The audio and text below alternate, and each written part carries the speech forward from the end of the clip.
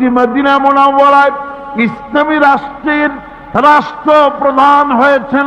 আজ বাজারে যেতেছেন, যাওয়ার সময় ডেকে ডেকে বলেন, বিধবাদের বাড়ির সামনে দিয়ে যায়, তোমাদের বাজার লাগবে নাকি? এতিমের বাড়ির সামনে থেকে যায়, তোমাদের বাজার লাগবে নাকি? আমারে বলো, আমি বাজার করে এনে দেব।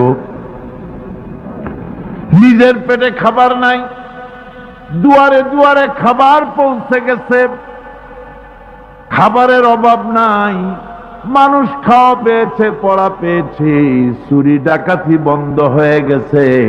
হুজুর বলেন, খায়রুল কুরুনে কারনি, সর্বশ্রেষ্ঠ যুগ আমার যুগ। সুদ বন্ধ হয়ে গেল।